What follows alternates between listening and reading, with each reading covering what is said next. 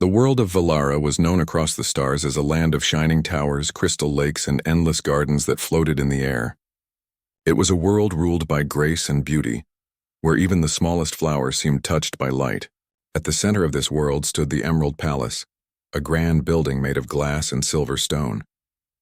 Here lived Princess Nira, the 31-year-old heir to the Velaran throne.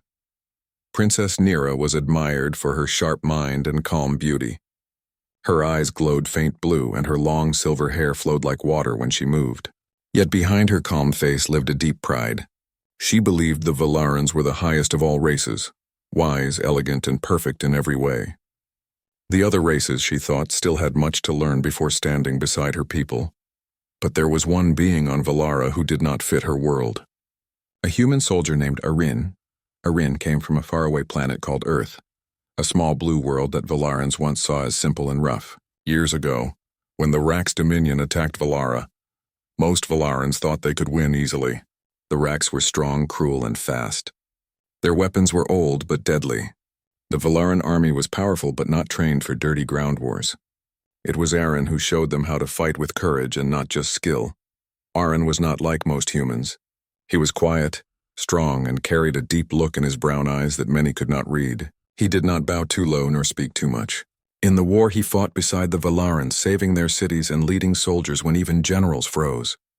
Because of his bravery, the Council of Valara had given him a small metal crown. Not a royal crown, but a mark of honor, made from the wreckage of a fallen ship. To humans it was a medal.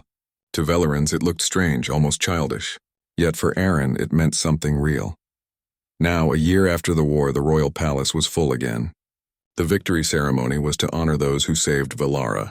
Hundreds of nobles, soldiers, and foreign guests filled the grand hall. Golden banners hung from the walls.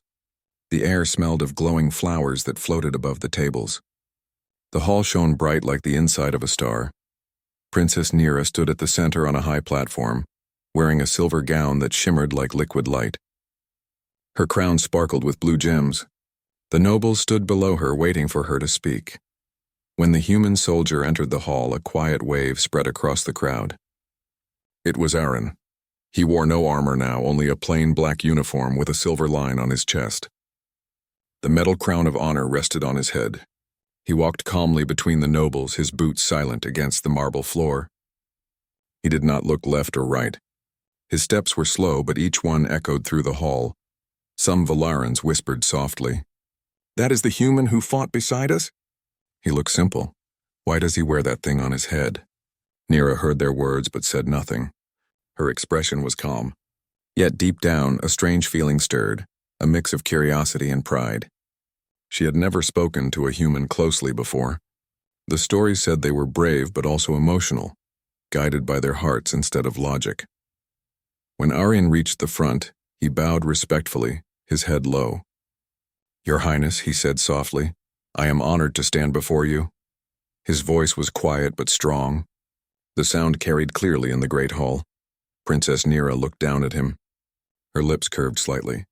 "The human soldier from Earth," she said. "You led my armies and fought beside my people. Valara owes you gratitude." Arin nodded once. "It was my duty, Princess." Her eyes fell on the small crown he wore.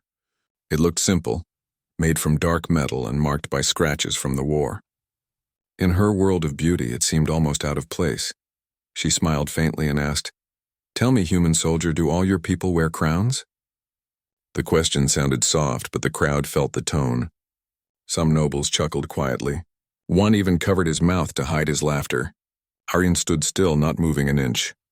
"It was given to me by your council," he replied calmly. "I see," Nira said, tilting her head slightly. "It is rare to see such a crown in this hall. It has no gold, no gem, no light, but perhaps it carries meaning to you?" "It does," Arin said. "It carries the blood of those who fought beside me." The hall fell silent for a moment. Then a noble whispered something and another laughed quietly. Nira's expression stayed the same, calm but distant. "Humans have strange customs," she said softly. "You fight so fiercely and yet hold on to broken metal as honor. We have long left behind such things." The laughter grew louder among the nobles. Arin looked up slowly. His face showed no anger, no shame, only calm. His eyes met hers. Steady, brown and deep as if they carried stars within them. For a moment, the hall felt colder. He reached up, touched the small metal crown on his head, and then removed it. He looked at it for a long second. Then, without a word, he placed it gently on the shining marble floor. The crown made a soft sound, a sound so small yet so sharp that even the nobles stopped laughing. Nira's breath caught for a moment. Aaron looked at her one last time and said quietly, "Crowns are only heavy when you forget why you wear them." Then he turned and walked away through the long hall, each step echoing louder than the last. The nobles moved aside, silent now, watching as the human soldier left the palace without bowing again. No one dared speak until he was gone.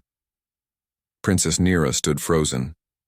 Her eyes remained on the small dark crown lying on the floor. In that moment, something inside her shifted, something she did not understand. The hall that once felt bright now seemed dim. The laughter that once felt natural now sounded hollow in her ears. Her advisor, Tovan, stepped forward carefully. "Your Highness," he whispered, "shall I remove the object?" Nira's voice was quiet. "No, leave it." The nobles looked at her in surprise. She turned and left the hall without another word. That night, the palace was silent. Nira stood alone in her private garden, the stars above shining in the dark sky. The crown still lay in the hall below untouched. She thought of the human's words again. Crowns are only heavy when you forget why you wear them. She had worn her crown since her youth. To her it meant rule, grace, and order. But now she wondered if she had forgotten its real weight. The duty to understand others, not to stand above them. In the lower quarters of the city, soldiers and workers whispered about what had happened. Some said the human had insulted the princess. Others said he had taught her a lesson that even the stars would remember. One old soldier said, "That man carries more than honor. He carries silence, and silence is heavier than gold." Days passed. The crown remained where he left it. The hall's servants cleaned around it but never touched it. No one dared. Nira walked past it each morning, her eyes always lowering for a moment. Every time she looked at it, she felt something she could not name. Not anger, not shame, but a quiet respect. For the first time in her life, the proud princess of Valara wondered if she had met someone whose strength was not in power or words, but in the choice to walk away. And far from the palace, on the edge of the mountain valleys, Aaron watched the twin suns rise over the horizon. He stood quietly, the wind brushing through his hair. He had no crown now, no title, and yet he felt free. The silence of Valara's dawn carried peace. And somewhere in that silence, the story of the human soldier began to grow, whispered from city to city, from palace to campfire. The story of the man who walked away from a crown that was never his. A week passed since the day the human soldier walked out of the palace hall. Yet the story still moved like a quiet wind across the shining world of Valara. In the high towers, nobles spoke of it in secret. Some said the human was foolish to walk away from the princess. Others said he had shown a kind of courage that no Valaran could ever match.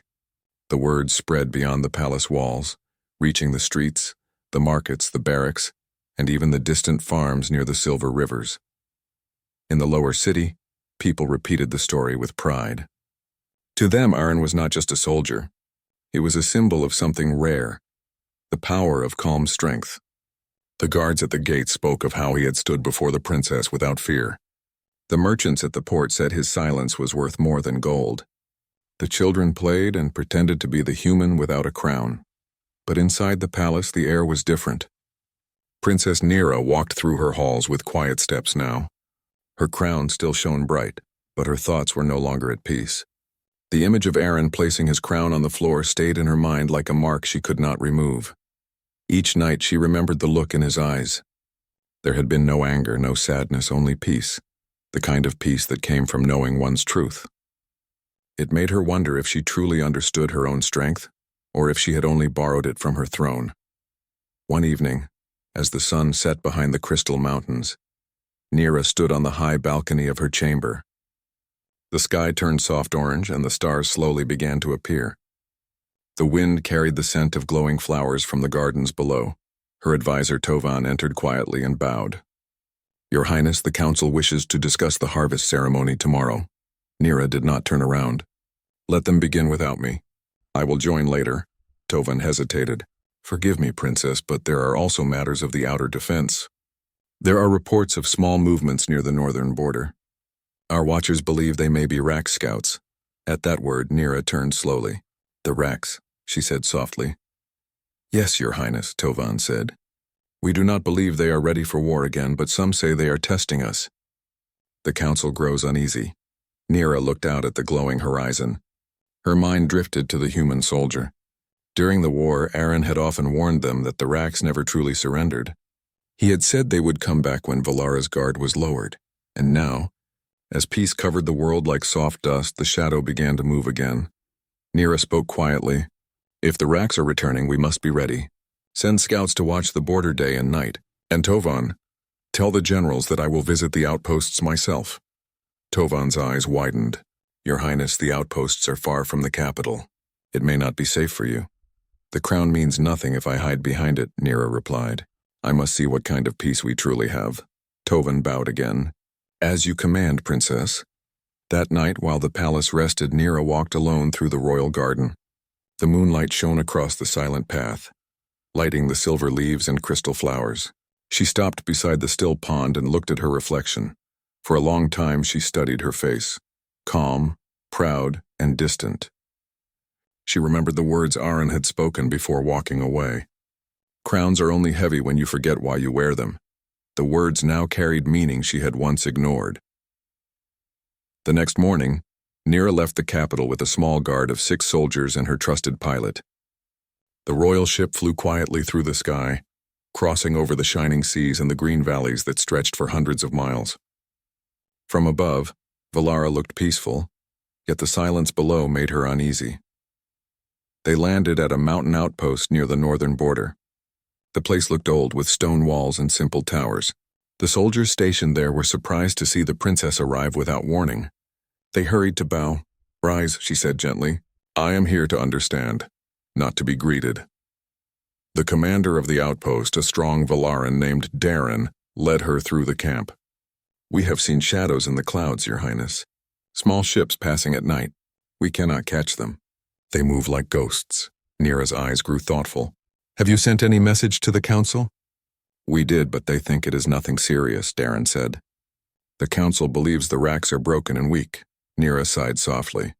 Underestimating the enemy is the first step to falling. As she spoke, one of the guards pointed toward the sky. Your Highness, look. Far in the distance, a faint light moved across the horizon, too straight, too sharp to be a star. It vanished behind the clouds. The soldiers grew silent. Nira felt her heart tighten. Prepare the patrol ships, she ordered. We will follow the movement at once. The commander hesitated.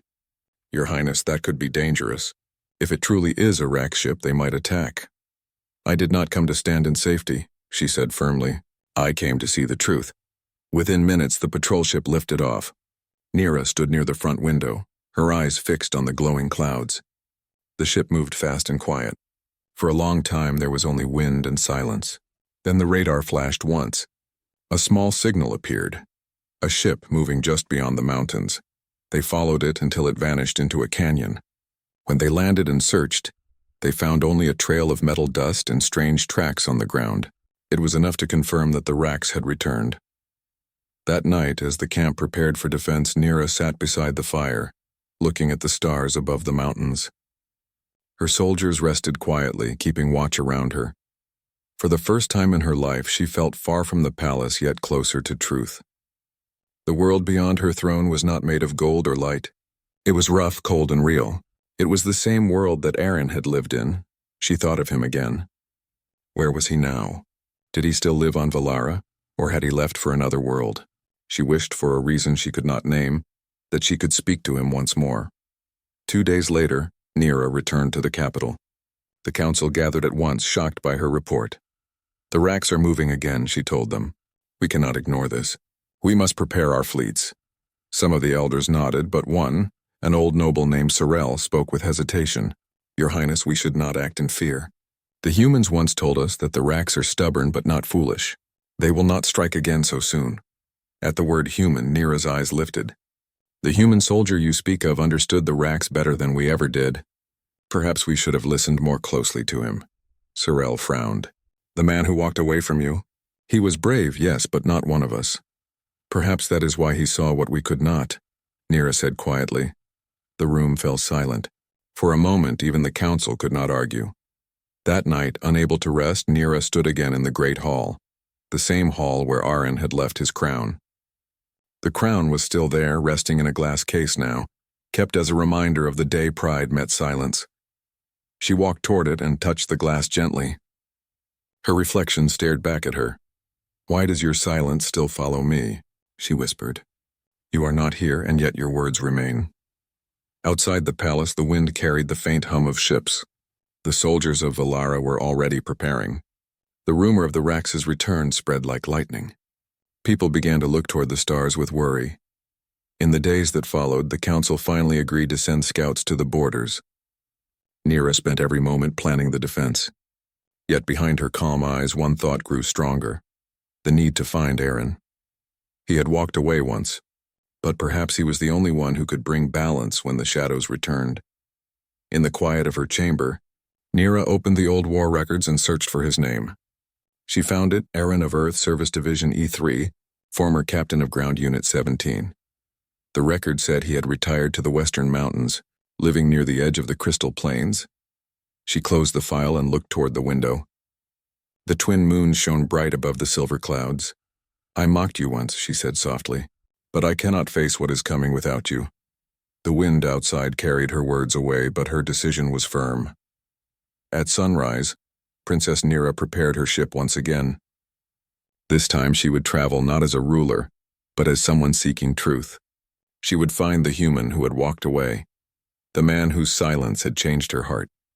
And somewhere in the far western mountains, as the morning light touched the valleys, a lone human looked up at the sky. He did not know that destiny was already on its way back to him. The morning sky over Valara was calm and gold. Thin clouds drifted slowly above the shining peaks of the western mountains. The wind there carried a quiet sound, the kind of silence that only comes from distance and time. Far from the grand palace, Aren lived in a small home built from stone and metal. It stood beside a river that glowed faintly in the sunlight. The house was simple but strong, with a garden filled with strange plants from both Earth and Valara. Aren worked silently that morning, repairing a broken drone beside the river. His hands were rough, marked by years of battle and work, but his touch was gentle. The small machine sparked, then came to life with a soft hum. He watched it hover for a moment before landing again. The human smiled faintly. He no longer wore his old armor. His hair had grown longer, and his face looked calm, a calmness that came not from peace around him, but from peace within. Aren had left the palace without looking back, and in the months that followed, he learned how to live without noise, without orders, without crowns. Each sunrise reminded him that silence could teach more than speeches. He sometimes met travelers who passed through the mountains.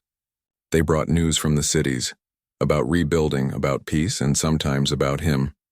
They called him the man who walked away from power. He never corrected them. That day, as he sat near the water, he heard a distant sound, a soft hum growing louder. He looked up and saw a ship descending slowly through the clouds. Its shape was smooth and bright, royal in design. Aren sighed softly. Only one kind of person used ships like that. The ship landed in the open field beside the river. The door opened and Princess Nira stepped out, wearing a travel suit of light armor, her silver hair tied behind her head. She had no crown now, no jewels, only a calm but serious look in her eyes. 2 guards followed her, but she raised her hand for them to stay back. She walked alone toward the man who had once stood before her throne. Aren did not rise at first. He continued fixing the small drone until it stopped making noise. Only then did he look up. "Your Highness," he said quietly. Nira stopped a few steps away. "You still call me that?" she said softly. "You still are that," Aren replied. She looked around at the quiet valley, at the plants growing in the garden, at the small house beside the river. "So this is where you came after walking away?" He nodded once. "It is a good place. It listens better than people do." Nira smiled faintly. "You could have stayed in the city. You could have led the army or trained new soldiers." Aren looked at the flowing water. "I had fought enough. Peace is not found through command. It is found through stillness." For a long moment neither spoke. The wind passed through the trees. A small bird with glowing feathers flew between them and landed near the river. Its reflection shimmered in the water. Finally, Nira said quietly, "The racks have returned." Aaron's eyes lifted. "I thought they would. They move near our borders. The council says it is nothing, but I saw their ships myself. They are testing us again." Aaron stood slowly. "Then your world must prepare." Nira looked at him. "That is why I came. The council does not trust humans. They still see you as an outsider, but I remember what you told me once, that the racks never truly stop. They only wait." He nodded again. "They wait until pride blinds their enemy." Her gaze softened. "You think our pride has returned?" Aaron looked at her carefully. "You tell me, princess. You once laughed at a crown that was made from war. Do your people still laugh at those who stand without gold?" Nira's face grew quiet. She looked down at the ground. "No, I do not laugh anymore. I came to ask for your help, not as a ruler, but as someone who understands that strength is not in crowns." Aaron studied her expression. The same woman who once mocked him now stood before him without pride. There was no command in her voice, only sincerity. "What do you need from me?" he asked. "I need your eyes," she said softly.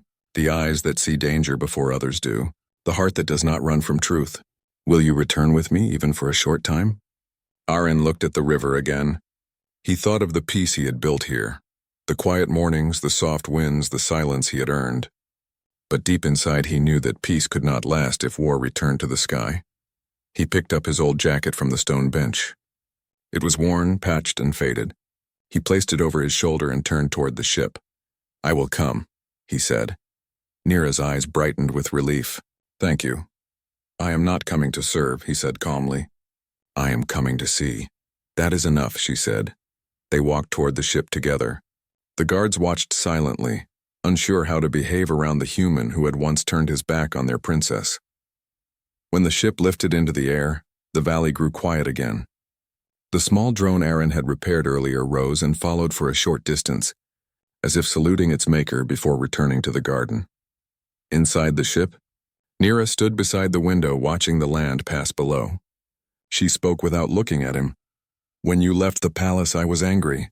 I thought you had insulted me. But over time I began to understand. You did not walk away from me. You walked away from what I had become." Aaron sat across from her, his hands resting on his knees. "You learned the lesson faster than most." "I learned it because it hurt," she said quietly. "The moment you left, I realized my power meant nothing if it could not hold respect." He gave a small nod. "Pain is a good teacher." When they reached the capital, the palace looked different from before. The lights were dimmer. The city streets were filled with tension. Ships moved through the sky more often now, carrying supplies and soldiers. Nira led Aaron through the side gates, away from the main hall where nobles gathered. She brought him to a large round room filled with maps, glowing screens, and holograms of the border regions. "This is our defense room," she said. "We track every movement in space, but we do not know how to read the patterns of the racks like you do." Aaron stepped forward, studying the glowing dots. "They are not testing your strength. They are testing your patience. They are watching how long before you break formation." Nira looked surprised. "How can you tell?" He pointed at the pattern. "The racks fly in a triangle path. The last point is always a false route. When they attack, they come from behind the fourth coordinate.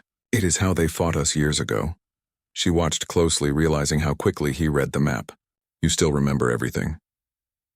"War never leaves," he said simply.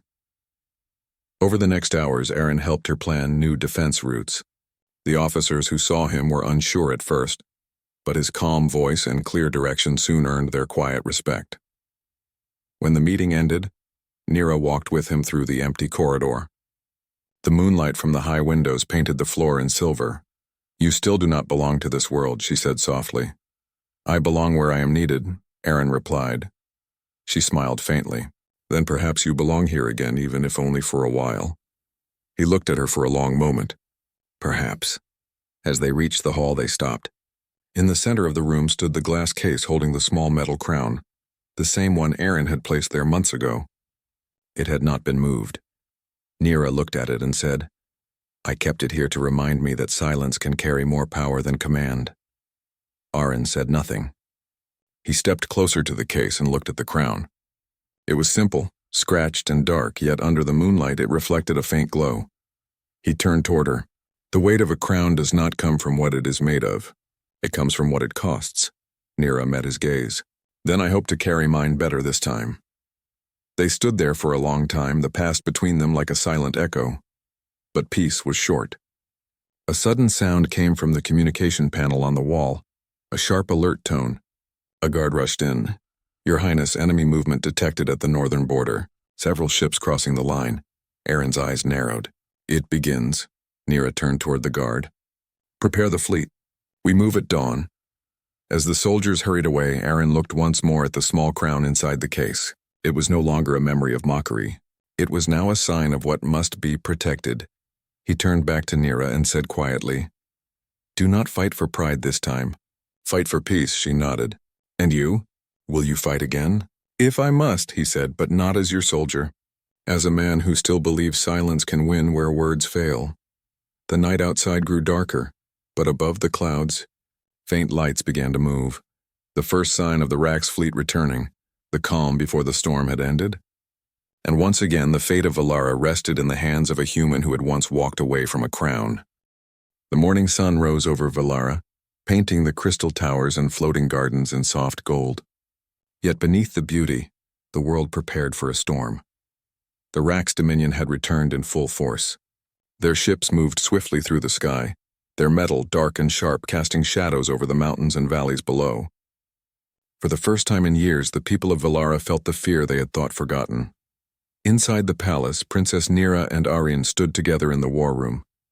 Holographic maps of the northern borders glowed softly in the dim light. Soldiers moved with urgency, preparing the fleet and checking weapons. Aaron pointed at the map. "The Rax are testing us again. They will not attack in large numbers first. Their small ships will hit supply points, trying to confuse the fleet." Nira studied the lines of movement. "So they want to scatter our forces." "Yes," Aaron said. "But their pattern will repeat. Once we understand it, we can turn it against them." The officers in the room exchanged uncertain glances. Humans had always been seen as outsiders, yet here was one whose understanding surpassed theirs. Nira turned toward them. "Listen to him. He does not command by title. He commands by truth." The fleet prepared to depart, and Nira stood beside Aaron on the bridge of the command ship.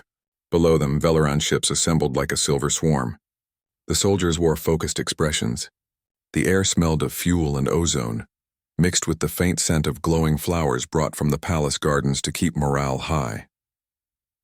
Aaron walked quietly among the soldiers, checking ranks and listening to their concerns. Some were nervous, others doubtful, but when he spoke, his calm tone gave them confidence. "You do not need to fear," he said. "The Rax will test your patience, not your courage. Stay steady and they will fall into their own traps." Nira watched him from the bridge. The same human who once walked away from a crown now prepared to lead the galaxy's most elegant army.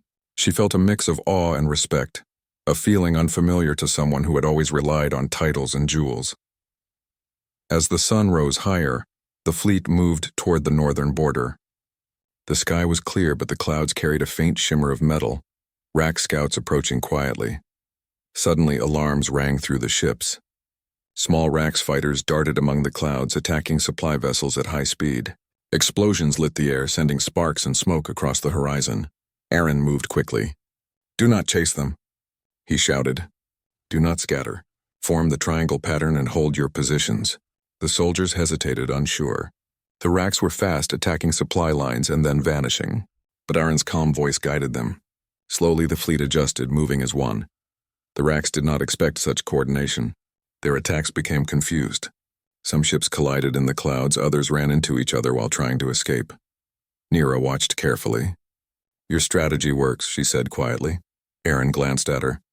"It always works when the enemy relies on impatience." Hours passed. The sky was filled with silver Velaran ships and the dark Rax vessels. The sound of engines roared through the clouds, punctuated by controlled explosions. Soldiers followed Aaron's orders without question. They fired strategically, held formations, and waited for the Rax to make mistakes. By midday, the Rax attacks began to weaken. Their smaller ships, which had seemed unpredictable, were now caught in the traps Aaron had anticipated. One by one, they were disabled or forced to retreat. A cheer rose from the Velaran fleet. Nira smiled faintly. The human soldier teaches us without words. His calm is stronger than fear. Aaron did not smile. He watched the horizon, knowing that the true test was not over. The Racks would bring their main fleet soon. As the sun started to lower, the main Racks armada appeared. Their ships were large, sharp, and menacing. The sky darkened with their presence. Nira placed her hand on the console. This is it. We fight for Valara, for our people, for peace. Aaron stepped beside her. And we fight together. Not for crowns, not for titles. We fight for life and truth. The battle began. Rack ships moved in straight, coordinated lines, firing at Valaran vessels. Explosions shook the sky. Smoke and sparks filled the clouds. Yet the Valarans, guided by Aaron's instructions, held their formation. Every attack the Racks made was anticipated. Every move was countered. The human soldier walked among the bridge crews, pointing out weak points, suggesting maneuvers, calming the fearful. Nira watched him closely. Every decision he made was quiet, measured, and precise. His presence alone brought courage. Hours turned into evening. The fleet fought without pause. The Racks grew frustrated, realizing that their speed and power could not break the Valarans' coordination. Finally, Aaron spoke calmly across the communication channels. All ships converge at the center of the formation. Use the Racks' momentum against them. Do not fire until I give the order. The soldiers hesitated. It was a bold move. The Racks were still attacking aggressively. But they trusted him. At Aaron's signal, the Valaran ships moved forward, guiding the Racks' fleet into the trap. The Racks' momentum caused confusion. Some ships collided. Others were trapped between Valaran forces. The Valaran fleet struck with precision, disabling the remaining ships. The sky grew quiet as the last Racks vessel fled. Smoke drifted over the mountains and valleys. The fleet had survived. Valara was safe once more. Nira stood on the bridge, her silver hair glowing in the setting sun. She turned to Aaron. You saved us again. Not with force, but with calm, strategy, and patience. Aaron shook his head. We all saved Valara. I only showed the way. The soldiers looked at him with awe. Some whispered, the human soldier teaches more than our generals ever could. Nira's eyes softened. I once mocked you, she said quietly. But today I see your strength clearly. Not in weapons, not in crowns, not in words, but in choice. Aaron looked at her. And you, princess, have learned to see beyond pride. That is strength as well. The sun set fully, painting the sky in deep orange and violet. The silence after the battle was heavy but comforting. The ships moved back to the capital, and the people of Valara cheered as their fleet returned. At the palace, the council waited nervously for news. When Nira and Aaron arrived, she spoke clearly. The Racks have been defeated. Not destroyed, but forced to retreat. The strategy worked because we did not rush and we did not panic. The calm guided us. The council was silent. None had expected victory without overwhelming force. One elder, Sorel, stepped forward slowly. Princess, you and the human soldier have shown us a new way to lead. Perhaps we have underestimated not just humans, but courage itself. Nira looked at Aaron. He is not a soldier of Valara alone. He is a symbol that calm and truth can guide even the strongest armies. Aaron looked down. I am only a man. But together, we can make the impossible possible. The council nodded. From that day, Valara's people began to understand that leadership was not in crowns or pride, but in quiet decisions, courage, and unity. That night, Nira walked through the palace garden. The small metal crown Aaron had left months ago still rested in its case. She touched it gently. You taught me more than I thought I needed, she whispered, and perhaps one day I will understand everything you have shown me. Far away in the mountains where Aaron once lived, the wind carried the faint hum of ships returning. A small garden remained untouched, the river still flowing. Peace had returned for a time, but the lesson of calm and strength would live forever. In the quiet of the night, stars above Valara shone brighter. Soldiers, nobles, and citizens alike spoke softly of the human who walked away from a crown, yet returned to guide an entire world. And Princess Nira, once proud and mocking, had learned that true strength could come from the quietest heart. The morning over Valara was quiet, a rare calm that stretched over the crystal towers, gardens, and rivers. The citizens looked toward the horizon with cautious hope. The Racks' dominion had retreated, leaving only whispers of smoke behind, and the people were beginning to understand the cost of peace. Inside the palace, Princess Nira stood near the balcony of her private chamber. She watched the golden light touch the mountains and valleys. Her mind wandered to the man who had once walked away, Aaron, the human soldier whose calm and wisdom had saved Valara twice. The metal crown he had placed on the floor months ago still rested in the palace hall. It had become a symbol not of mockery, but of strength beyond titles. Nira often touched it gently, remembering the quiet lesson it had carried. She turned away from the window when her advisor, Tovin, entered. "Your Highness, the fleet has returned safely. Supplies are being restored. The council wishes to speak with you." Nira nodded. "Thank you, Tovin. Let them wait. I wish to walk outside first."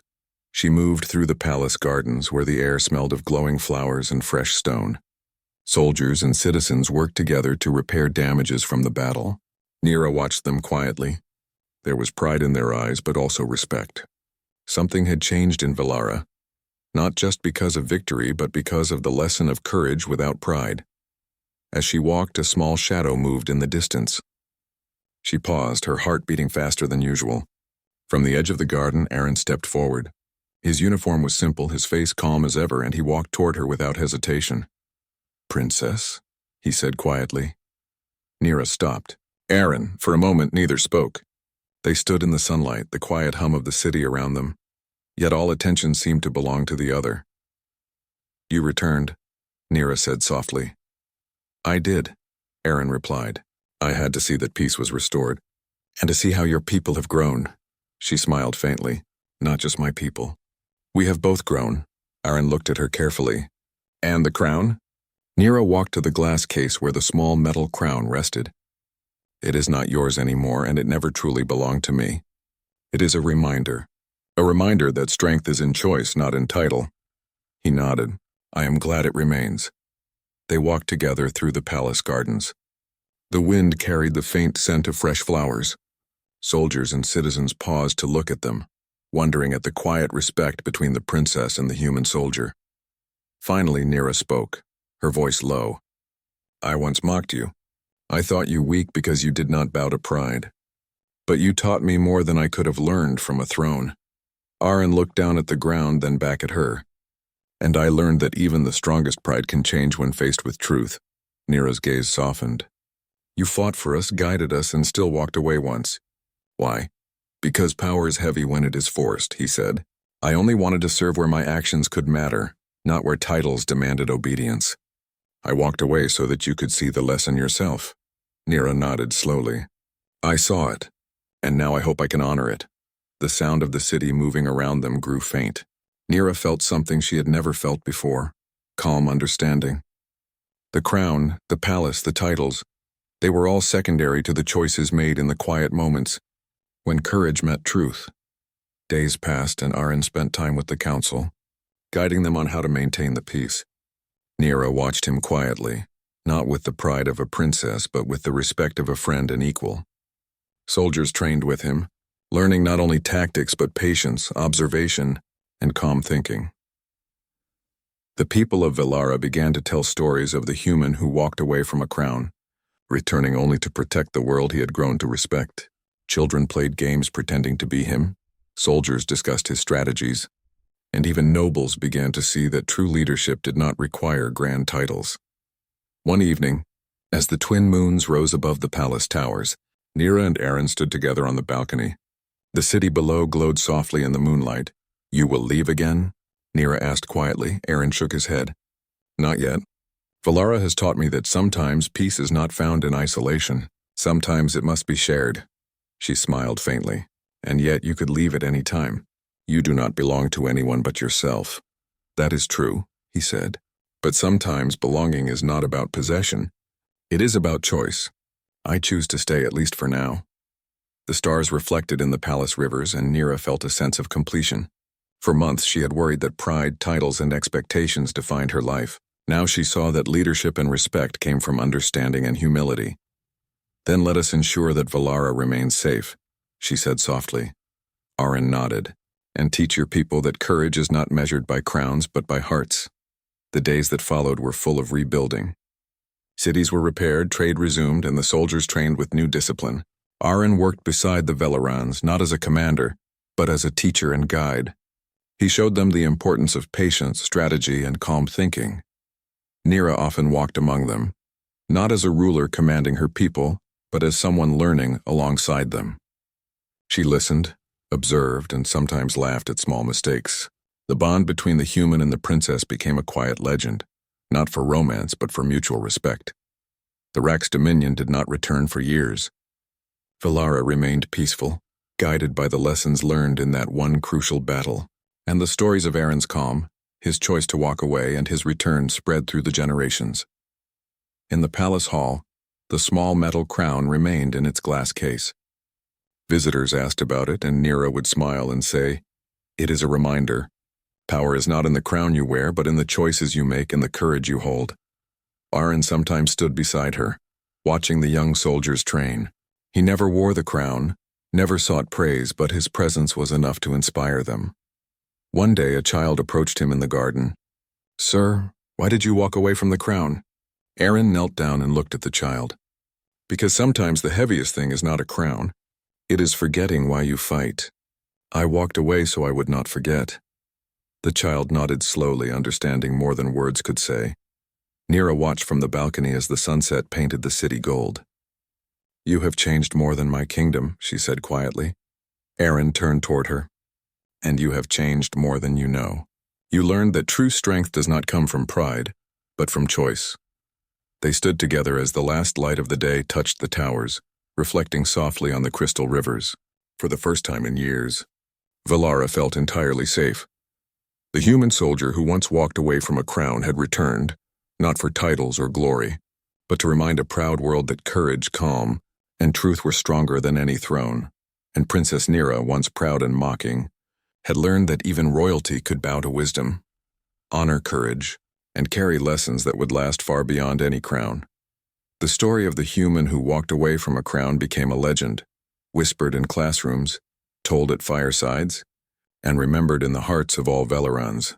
It was a story not of power but of choice, not of titles but of courage, not of crowns but of the quiet strength that could save worlds. And in the quiet of the palace garden, as the twin moons rose and the stars reflected on the rivers, Aaron and Nira stood side by side, watching over the kingdom they had saved together, knowing that the greatest battles were not fought with weapons but with hearts that chose wisely and hands that held steady.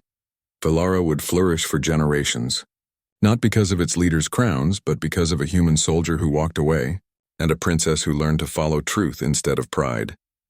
The story ended with peace, understanding, and hope, a legacy of courage without titles, strength without pride, and wisdom without words.